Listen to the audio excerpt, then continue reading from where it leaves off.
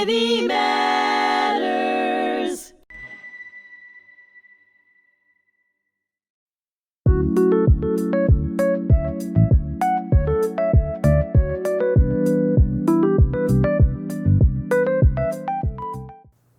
Hello and welcome to Many Voices, One Community, stories that unite us across Long Island and beyond. I'm Gaitley Stevenson-Mathews. I'm so very pleased to serve as Community Engagement Officer here at the Holocaust Memorial and Tolerance Center, and I'm especially pleased to be the host of this podcast. Now, what really makes me smile today is that my good friend, Dr. Maxine Mayreis, is my guest, and Dr. Max, I just have to say, as I mentioned when you came in, I have fewer notes on you because I feel like you are my sister. So we could probably be here forever, but my hope is on these 25 minutes that we get a chance to share with the viewers and the listeners a little bit about your background and how you make such an amazing impact on the community. I know you're a third-generation chiropractor, so why don't we begin a little bit talking about kind of your family and how you came to be in Glen Cove? I know you grew up here. You're a Glen Cove High School graduate. And then why don't we then move on to some of the things that you do in our community, certainly the Glen Cove Chamber where you're president and such. So why don't you start with just how it all began as being in your profession? Well, first of all, I want to thank you for having me as a guest, Gaitley. I love working with you. Always a pleasure. I agree. Same here. Yeah. So I was born and raised in Glen Cove, right in Glen Cove Community Hospital. And first I became a nurse as I graduated high school. And I was a young nurse, and as 19 years old, as an associate nurse, registered nurse, but with an associate degree, some of the patients would ask me, nurse, how old are you? And I would say, I'm 21. And then when I was 21 and they're still saying, nurse, like, how old are you? I was saying I was 24. And after a while, they stopped asking me. But in any event, I enjoyed nursing very much. I worked 13 years in Glen Cove Hospital. I had no idea. Yeah. And wow. Yeah, I loved it. And so I got to know a lot of people that way too. But many of the nurses and allied health professionals were throwing out their backs. It's common in the nursing profession and in the hospital workers. And after the hospital was going to post their jobs because of protracted illness, they would say, okay, Maxine, give me your Uncle Herman's phone number, the chiropractor. I'm going to go see the chiropractor. Right, because they've got that tick in their neck. They've got that. Right, sure, yes. And so they would go to see Uncle Herman, who was like a magician in Westbury, and they'd be back to work in a day or two, clicking up their heels, really fine and wonderful, and they'd say, Maxine, you should become a chiropractor. And I said, I love nursing. You should become a chiropractor. And finally, one day it dawned on me that there were no other chiropractors coming into the family. Now, what I mean is that my grandfather was a chiropractor in 1914, which is an incredible and this was New York legacy. City, right? Was it? He was in New York City on 34th Street near the Macy's building. See, I was paying attention. Yeah. So, and in that day, so chiropractors were looked at in a very different light than they are today. Is that not correct? That's very correct, yes. And licensure didn't come to chiropractors until 1963 in New York. Wow. And so at the time, my grandpa, Jacob Capel, had come from Germany, and he learned chiropractic and graduated from the Harley Institute of Chiropractic. Anyway, he practiced in the back of a fur shop. He learned the fur trade, and in the city, you could come in if you were referred, but every person who came in to see Grandpa Jacob was vetted to know who sent you. They would send in decoys. Well, they were looked on as, they weren't licensed, and so many chiropractors were arrested for practicing medicine without a license. Wow. Mm-hmm. It was quite the thing going on. Wow. And Dad said it was very scary when his father was in jail. This is in the 30s. I don't know if it was for caring for the community, for trying to do a good thing for people. Yes, and incredible. so he did pay $900 in the 30s to get out of jail because who would bring home the bacon, so to speak. So So a long history. Yeah, Long I am a third generation chiropractor. I'm the sixth in the family. And it occurred to me while I was nursing at Glen Cove Hospital that no one else in the family is carrying on the legacy. And it suddenly dawned on me I should rush over to Chiropractic College, which is where the DeMatteis Center is. And that was built as a chiropractic college, New York Chiropractic College. And now it's... Eventually, in the 1990, it was sold to St. Francis Hospital. And there was, as I remember, there was did you call him a master teacher? In my profession, as in voice and speech, we have master teachers. But wasn't there a specific professor who was just big in your training? Because yes. I've met some of your colleagues, and I'll tell you, it's a following. Yeah. And people identify themselves with that training, right? Yeah, some of these old... awesome chiropractors who were very active in the profession, and some who taught other chiropractors how to pass those boards to become licensed because they were designed to not have chiropractors pass those boards to get licenses. But there was Dr. Pasquale Sarasoli. I don't know if that's a name that you've heard. I think that is the name that I heard. Dr. Bob yep. Hoffman. Right. And Bernie Firstpan, I got to tell you, when I started seeing his name in the local paper, in the Herald and in the Record Pilot, I was like, Bernie Firstpan, why does that sound so familiar? And let me just interject here. Just many of our listeners know that Bernie is our vice chair of the board here at the Holocaust Memorial and Tolerance Center. He is also executive director or executive producer of this podcast. In fact, this is his brainchild, and has become a good friend. You know, I worked with him on our Symphony of Hope that we did, is how I got connected, and then got connected with the Holocaust Center here. But a chiropractor of note, but also very creative as far as just marketing and such, because he's also the marketing director. Brilliant. Here. So I'll let you share with that. So Brilliant Bernie's marketer. Touch is in a beautiful way at so many different places. I'll have you share about that. So my husband, I was scratching my head. My husband said to me, Bernie Firstpan, that's the name on all your posters in your office, Maxine. We love you, Bernie. I said, oh, yeah, so that's true. And so they're hanging all over my office, but not just my office, all the chiropractors. He knows how to connect with people and reach people, and that's how his posters are effective. And chiropractors needed that to help people understand that chiropractic is really not about back pain and pinched nerves and sciatica and cricks and sprains, but it's about turning on your body's own inherent ability to heal. So that's it, after all these years. That's the connection. Here we are, full circle. It's been so fulfilling to me to meet Bernie, and that was a whole nother chapter in his life. Because that was just the beginning of and many chapters. Bernie has many chapters. I have many chapters. You have many chapters. Yeah. I will say, in one of the things that I know, I've lived on Long Island since 2005 and in Glen Cove since 2007. And I'll never forget, so you all know our connection more than anything else is probably through our association with the Glen Cove Chamber of Commerce. Yes. I'm very pleased to serve on the board. You are president of the Glen Cove Chamber. But I remember we either had our gala coming up, and I stopped by your office to drop off flyers, and I think there were 10 or 11 people in the office. And I walked in, and I knew everybody in that waiting room. In fact, Paula Frome mentioned this story oftentimes, that this person didn't know that person, and that person didn't know that person. But when I walked in, everybody, there was a connection. I knew how everybody was connected. And to me, it's such a testament, not only to your ability.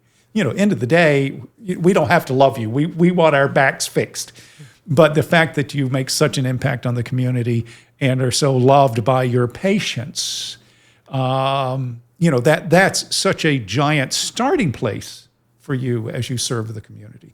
Why don't you share a little bit about how you are involved in the community? I know, of course, from Glen Cove Chamber of Commerce, so please share about that, but also how the ripple effect and how it's making a difference otherwise in our community.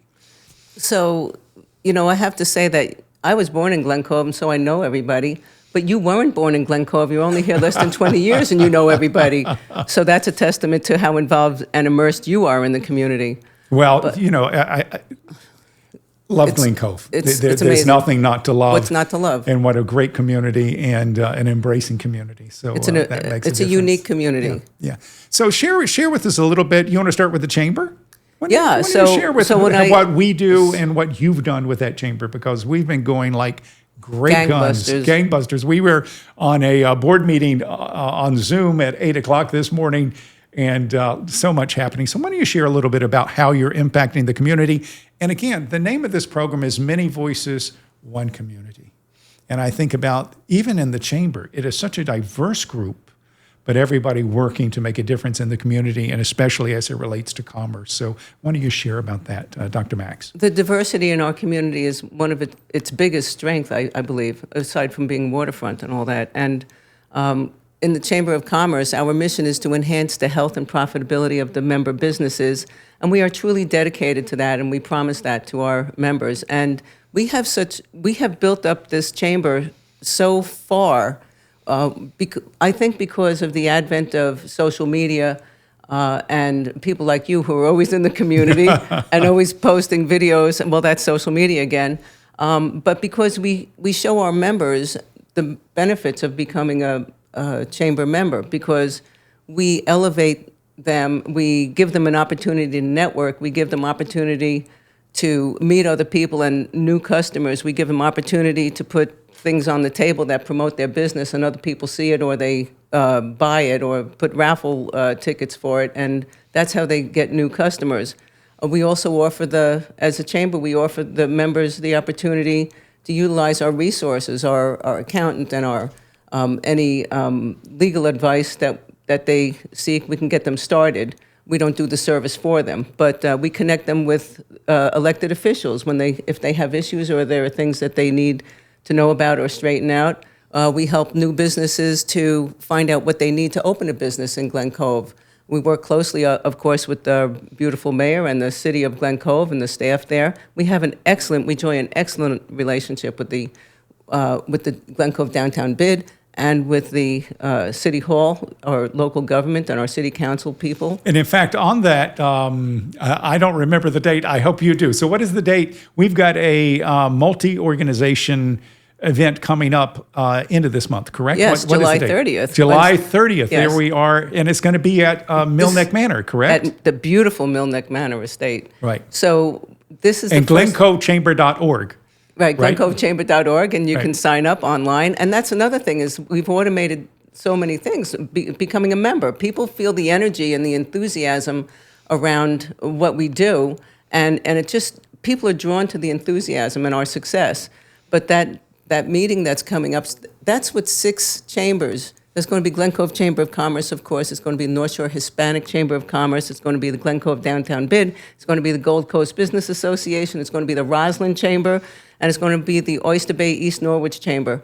We have wonderful relationships with our neighboring people. And so they get excited about it, and they're bringing more people to this event. And so it expands our networking opportunities. And so the thing is, the bottom line is that Glen Cove Chamber has really learned how to connect with their members and deliver on the promise of elevating them and giving them opportunity to be seen and heard and promote their brand. Right. And that's what we want. You know, growing up in Glen Cove, the stores downtown were all mom and pop stores and a variety of things. Yes, you could buy underwear and dresses and stuff in Glen Cove. And we want that back. We want to enable them and be on their side. We're warriors for them getting their businesses started and keep them being busy. And I will say, starting, we were at a ribbon cutting yesterday for Green Eats, Yummy. Which is on, what is the street? Bridge Street. Just wonderful food. A couple who are doing it. Also, his dad is involved in it. I feel like at the core of what the Glen Cove Chamber is, and that was hosted by the Downtown BID, did a wonderful job. Jill Nosa did on that. Just terrific, and that organization. But that is at the core, and what a difference it makes when people feel and know that they are supported and they have people behind them. It's empowering. And I will say, I don't even know how many years I've been a part of the Glen Cove Chamber, but it has been a wonderful opportunity, not only with my business, because you get to know the creative forces within the community, but also not for nothing, great friendships. Yeah. Great friendships, because, sometimes, especially if it's a smaller business, you don't have another cubicle you can stand and talk over to. What you have is the chamber, which gives you the opportunity to really reach out to a colleague or reach out to someone who's in a similar business, or even oftentimes we have business that, technically they are competing for the same people. But when you create an environment of lifting everybody up, then basically the way of getting ahead is by doing the very best product you can provide and providing it to the community and letting them choose and letting them find those opportunities. So it's not about, oh my gosh, I am going to just do what I can to, diminish your company. No. We have people who are in the same business working side by side on committees, enriching the community. And that for me not only makes me smile, it makes me proud. It makes me proud. And I feel that is, again, another component. And that happens because of the people, but that also happens because of leadership. And that is thanks to you, and thanks to our other presidents who have just done a tremendous job, many of whom are still, plugging away as part of the chamber, and everybody has their part. The other thing I wanted to ask about is, for example, you serve on the advisory council of the Tribute and Honor Foundation, where I serve as president, serving our veterans. Certainly, there are so many people involved in so many other ways. People in the chamber on that board also so oftentimes are involved in other organizations. Are there other organizations such as that? I also know through your synagogue you're very involved. Yes, I was president of the Sisterhood of North Country Reformed Temple for 8 years and enjoyed that very much. I think I went to an event or two that you guys put together. And I have a strong Jewish identity, always did. That's the way I was raised. My parents were very big in the temples and in the community. I was on the board of the Downtown Business Improvement District years ago. I was on the board of the Rotary Club. I don't know what else I'm missing, but... Well, here's the other thing I wanted to mention. Just you and your family.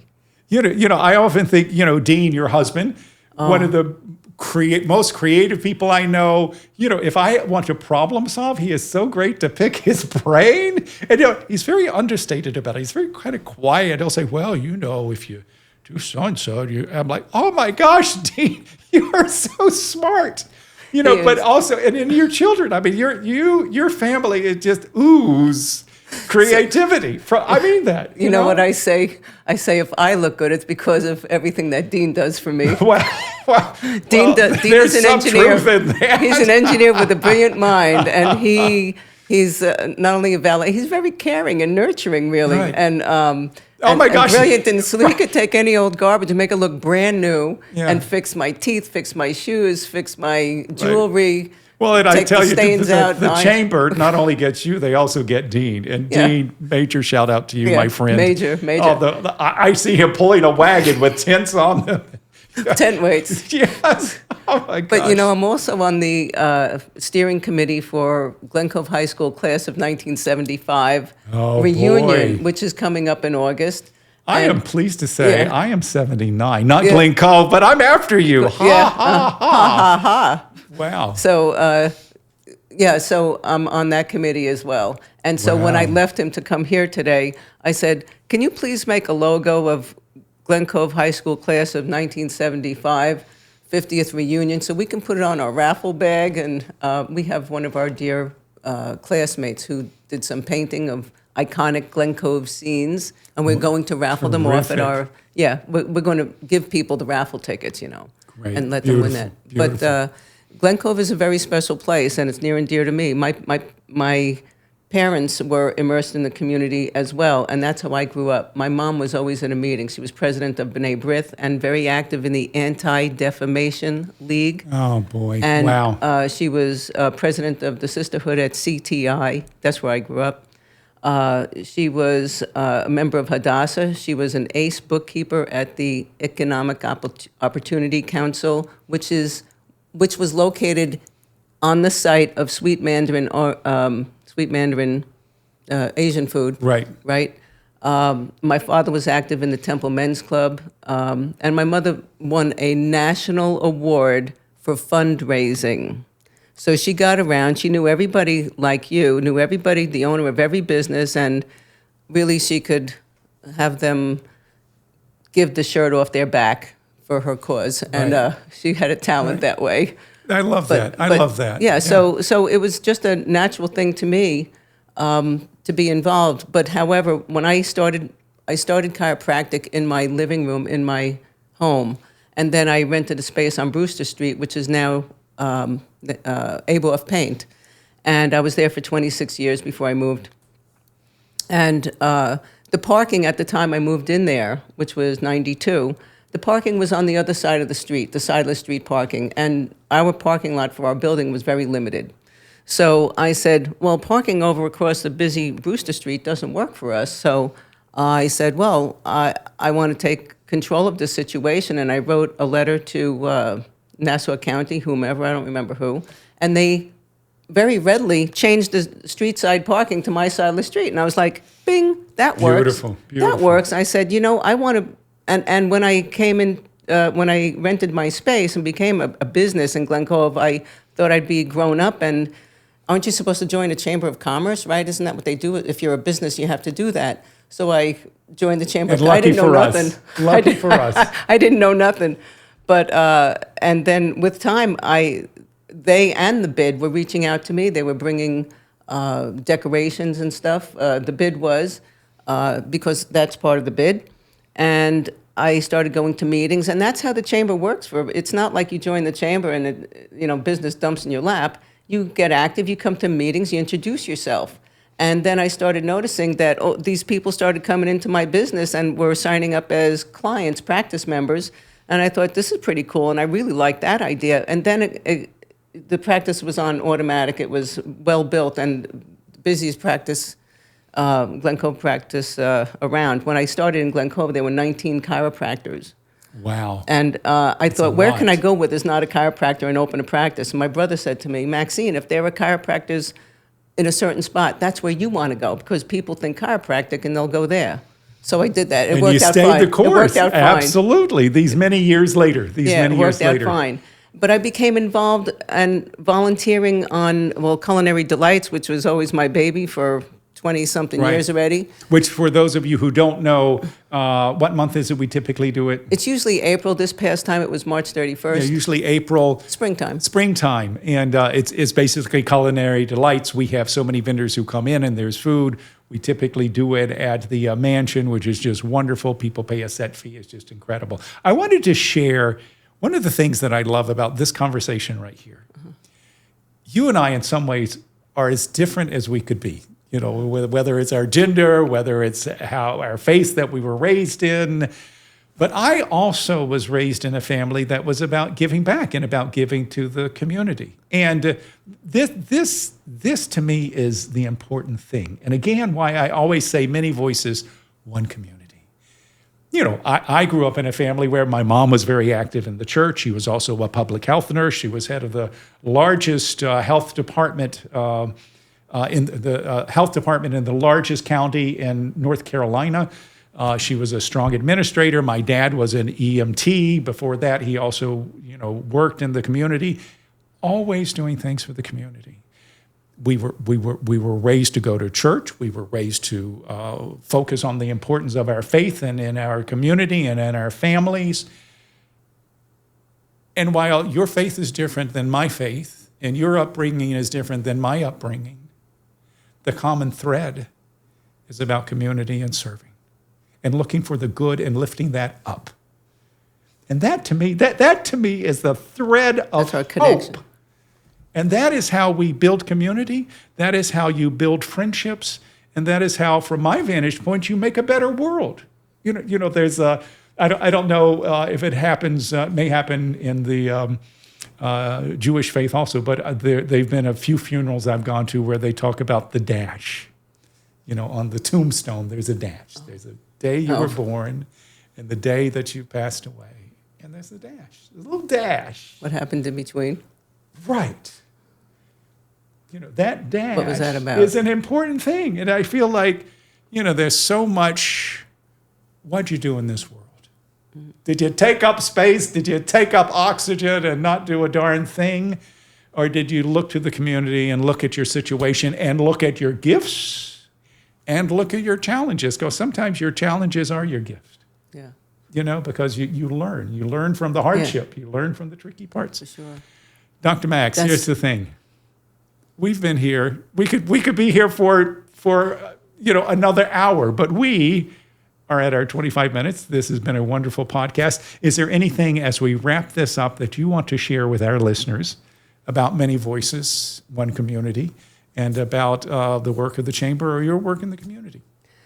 What I was working up to is that at first I was getting clients, my business was built, but then it went on automatic, and then I felt the community is so good to me and always has been, I want to give back.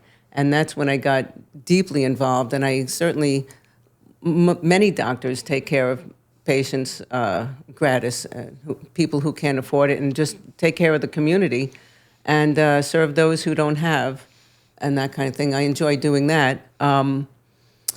But as a chamber president, it's also my way of giving back to the community and meeting with the business owners and letting them know that we're on their side and we are concerned with we have their interests at heart.